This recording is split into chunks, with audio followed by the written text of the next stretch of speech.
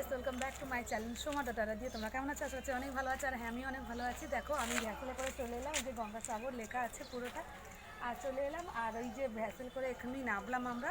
এই যে লাগেজ ফ্যাগেজ আছে, দেখো এদিকে লাগেজগুলো, দেখো লাগেজগুলো। হ্যাঁ, এবার এবার আমরাও যাচ্ছি কপিল দেবের মন্দিরে। এবার তোমরাও চলো আমাদের সাথে, তোমাদেরকে নিয়ে যাবো। চলো।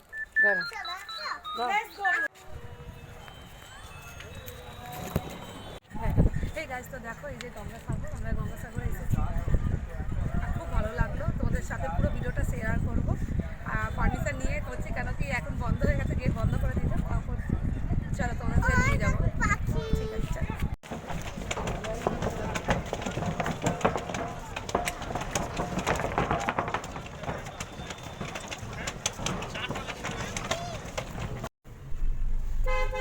তো বন্ধুরা, বাড়ি থেকেই আমি নিয়ে নিলাম এই ক্যাবটা, তো ঘরের সামনে থেকেই। তো মোটামুটি শিয়ালদা যেতে আমার আধ ঘন্টার মতনই লাগলো। আর আমার সোনামায়ের সাথে গল্প করতে করতে যাচ্ছি। ও আবার বলছে ফোনটা পড়ে যাবে, বুঝতে পারবে, তো গাড়ির মধ্যেই পড়বে, অতটা ব্যাপার না। তো বন্ধুরা, এখন যাচ্ছি আমি গঙ্গাসাগর। তোমাদের সাথে সারা রাস্তা কথা হবে, তোমরা বুঝতেই পারবে। তো ভীষণ ভালো লাগছে যে অনেক দিন পরে একটা জায়গায় বেরোচ্ছি। আর হ্যাঁ, অবশ্যই তোমাদেরকে বলবো না, তোমাদের সাথে নিয়ে তো আমার জার্নিটা আজকে শুরু করলাম। চলো যাওয়া যাক। আর লেট হয়ে গেছে প্রচণ্ড, কেন শিয়ালদায় আমার অলরেডি ছোটো মা দাঁড়িয়ে রয়েছে। ছোটো মা বলতে মাসি। তো চলো যাই, গিয়ে তোমাদের সাথে কথা হবে। তো শিয়ালদায় আমার ছোটো মা টিকিট কেটে রেখেছিলো। বন্ধুরা, শিয়ালদা দিয়ে ট্রেনটা এসে ছোটো মা ট্রেনের টিকিটটা কাটা ছিল বলে একটু সুবিধা হলো, আমার ট্রেনে উঠে গেলাম ফট করে। আর আমার পিঠি জানি কানে পিঠি বলতে থাকে, আমি শুনতে পাচ্ছিলাম না কিছু, এত ট্রেনের আওয়াজ। তা বলছি ঠিক আছে ঠিক আছে, সব ঠিক আছে, চলো চলো তোমাদের সাথে কথা বলতে বলতে যাবো, সব কিছু দেখাতে দেখাতে যাবো। আর কত সময় লাগছে সেটাও তোমাদের বলবো। পা রাখছি, আছে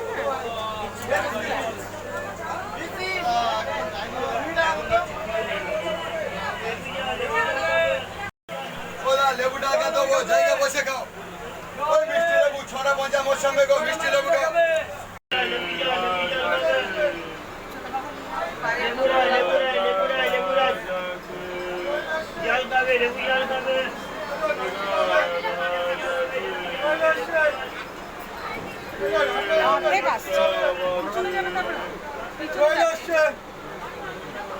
লস্যি খাবে, ঠান্ডা খাবে, লস্যি খাবে।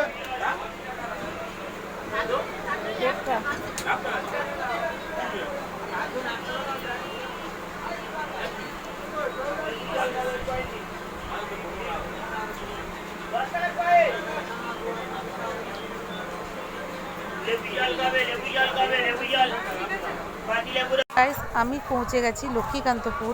আর ভীষণ ট্রেনটা এত ভিড় ছিল যে বসার সিট আমরা খুব কষ্ট করেই পেয়েছিলাম। আর ছোটো মা বলছিল এই টাইমটা ভিড় হয়। তো লক্ষ্মীকান্তপুরে এসে আমরা মোটামুটি জায়গা পেয়ে গেছিলাম, সিট তো ভালোভাবে বসেছিলাম। আর এখানটা দাঁড়িয়েছিল ও কিছুক্ষণের জন্য ট্রেনটা। তো আমরা নামলাম, একটু কিছু ভাবলাম খাওয়া দাওয়া করবো। আর আমার তিতলিকেও একটু নামিয়ে ঘুরিয়ে দিচ্ছে এদিক ওদিক। আর তিতলি আমার ছোটো মাসির হাতে ধরেই চলছে, আর আমি পিছন দিয়ে আসছি দেখাতে দেখাতে। আর বগি খুঁজে পাচ্ছিলাম না, তবে বগিটা অলরেডি পেয়ে গেলাম। চলো চলো চলো, তারপর আমরা উঠছি যে হ্যাঁ পেয়ে গেছি ফাইনালি বগিটা। অনেকটা দূর আগ দিয়ে চলে গেছিলাম আমরা। আর কী কী স্টেশন আসছে সব আমি পড়তে যাচ্ছিলাম স্টেশনগুলোর নাম। আর আমার ছোটো মা একদম সব কিছু খাবার দাবার নিয়ে এসেছিলো। আর অনেক বন্ধু হয়ে গেছিলো, এনারাও সবাই নামবে, আমার সাথে গল্প করছিল যে গঙ্গাসাগর সবাই মিলে একসাথে যাচ্ছি চলো। তো আমরা যতজন বগিতে আছি সবাই ওই বগিটায় যতজন ছিল সবাই আমরা যাচ্ছি গঙ্গাসাগর। আমার দিদি কী বলছিল, তো খুবই আনন্দ করতে করতে আমরা যাচ্ছিলাম। আর এই যে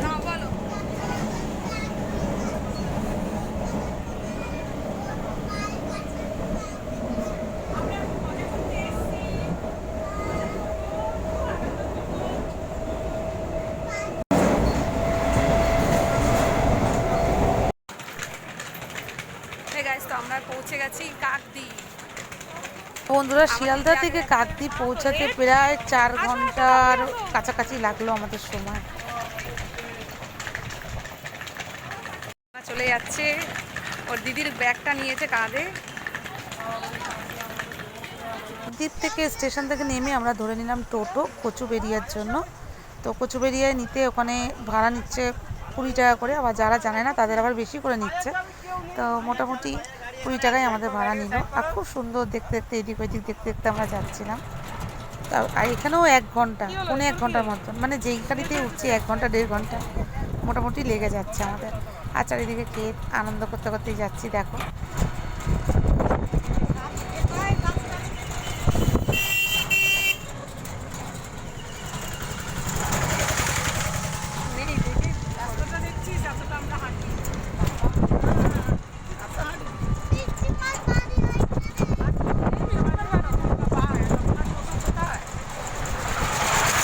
যারা আসে তারা বলে আমার সঙ্গে এবারে 9 জনকে নিয়ে। তো গাইস আমরা চলে এসেছি গঙ্গার ঘাটে, এখনো গঙ্গার দেরি আছে। দেখি বাচ্চা আছে, এসো টানতে পারবে? তো বন্ধুরা টোটো থেকে আমরা নেমে পড়লাম, আর আমার তিতলি দেখো ল্যাগেজ নামাচ্ছে, ও খুব খুশি ওই ল্যাগেজটা পেয়ে। তো আমরা চলে এসেছি গঙ্গার ঘাট কচুবেড়িয়া, মানে খানিকটা হাঁটতে হবে 5-10 মিনিটের মতো। এই যে কচুবেড়িয়া, এখান থেকে আমাদের টিকিট কালেক্ট করতে হবে ভ্যাসেলের জন্য। এই যে টিকিট, এটাই তো মজা। বন্ধুরা দেখো কত ভিড়। এইটা হচ্ছে ভ্যাসেলে ওঠার লাইন। তো প্রচুর লোক নাকি ওঠে একসাথে। তো তাও আমরা দাঁড়িয়ে আছি, আর প্রচণ্ড রোদ, আর সবাই দাঁড়িয়ে আছে অনেক বাচ্চা নিয়ে। আর এইখান থেকে আমরা ভ্যাসেলে উঠবো এই লাইনটা দিয়ে। আর তিতলি খালি বলছে আমরা জল চলে এসেছি দেখো সমুদ্রের বুকে, আর আমার সোনা খাবার খাওয়াচ্ছে। হ্যাঁ মা হাতে দাও, মা হাতে।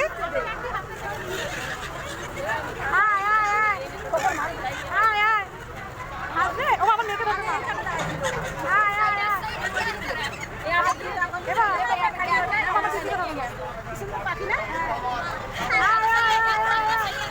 ওটা আসছে না তো।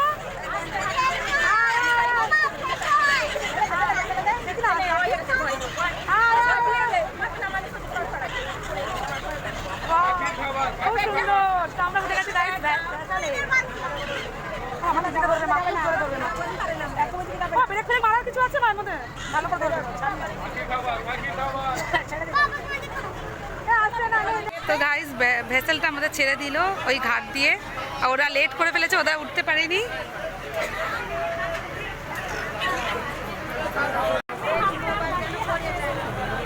আসছে না ছোট মা।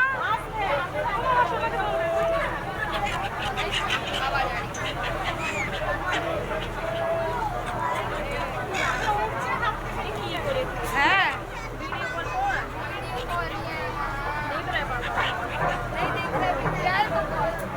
তো গাইস দেখো বন্ধুরা, ভ্যাসেল ছাড়তেই আমার সোনা অবশ্যই আগে গঙ্গা মাকে নমস্কার করে নিচ্ছে। এখানটা দাঁড়াবো, এখানে চলে হ্যাঁ, সেই দৃশ্যটা আমি ক্যামেরাবন্দি করলাম। আর খুব সুন্দর মানে নাজারা লাগছে, দেখো দৃশ্যটা ভীষণ সুন্দর। আর ভ্যাসেলের সাথে সাথে পাখিগুলোও যাচ্ছে, এটা দেখতেই খুব ভালো লাগছিলো। আর হ্যাঁ, কিছু খাবার কিনেছিলাম পাখিদের জন্য। তো বলছিলো হাতে দিয়ে তোমরা ডাকো তো ওরাও আসবে। তো সত্যি অলরেডি ওরা আগে আমাদের মানে সাথে সাথে যাচ্ছে, দেখতেও খুব ভালো লাগছিলো। আর আমি খাবার দিচ্ছিলাম, শুধু আমি না, ভ্যাসেলে অনেক প্রচুর যারা যারা জানে ব্যাপারটা, তো ওরা প্রচুর খাবার নিয়ে গেছিলো হাতে কাছে করে। আমরা তো জানি না, তবে আমরা প্যাকেট কিনলাম আর সব হাঁসগুলোকে খাবার দিচ্ছি। জলও হাঁস না কি আমি ঠিক জানি না কি পাখি, তোমরা জানলে অবশ্যই কমেন্টে বলো। খুব সুন্দর হাঁসগুলো দেখতে, আর একদম চকচক চকচক করছিলো, যে গায়ে যেন ওদের জলই লাগছে না। আমি ডাকছি আয় আয়, তো কেউ এলো না, কেন কি ছোটো ছোটো হাত হয় তো ওই জন্য এলো না আমার। তো ওরা দুপুক দুপুক করছে, তাও ওরা লজেন্স খাবে না, কিছু না, লজেন্স মানে সব আছে। তুমি ওকে ধরো মা, তুমি ওকে ধরো, লজেন্স মানে বাদ দাও, তুমি একটু ধরো, আর কিছু করতে হবে না, পরে নেবে তারপরে হবে।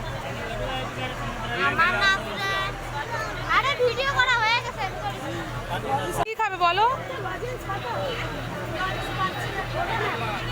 না না লজেন্স নেবে না, বাদাম নেবে ও লজেন্স খায় না।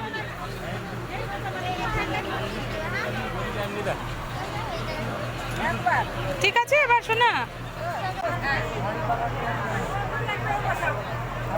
টিপে দিয়েছিস অন্ধকার। বলো কিছু বলো।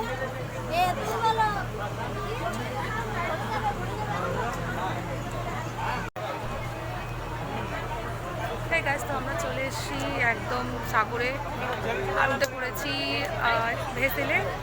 তো তোমাদের সাথে নিচে গিয়ে কথা হবে ভালো। এখানে অনেকটা ডিস্টার্ব হচ্ছে, কেন কি কথা শোনা যাচ্ছে না ভেসেলের আওয়াজ। আর ভীষণ একটা সুন্দর জায়গা। এই যে আমার তিতলি বসছে, উঠছে, নাচছে।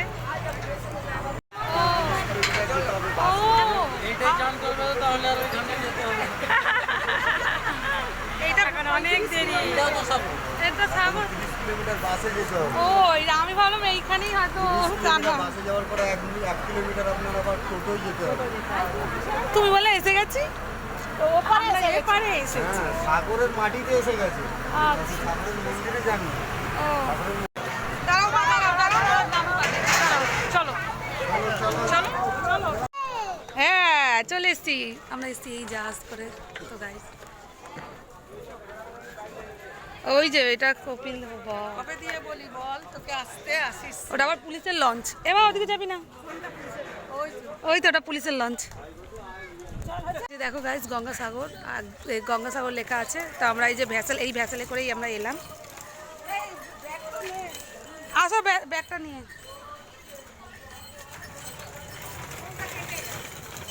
তো বন্ধুরা এই ভ্যাসেলে মোটামুটি সময় লাগে 8 ঘন্টার বেশি। এই ভ্যাসেল থেকে নেমে কিছুটা হাঁটার পরেই আমরা এই জিপ গাড়িটা বুক করলাম। আরও সবাই উঠেছে।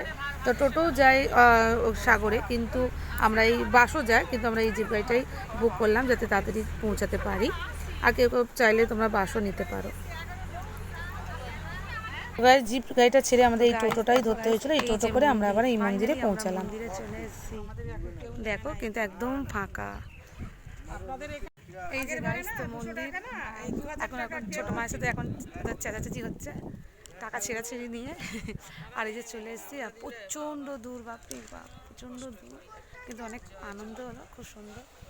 আর মন্দির এখন বন্ধ। কখন মন্দির খুলবে মা? সন্ধ্যাবেলা। চলো তিতলি মা ব্যাগ নিয়ে চলো।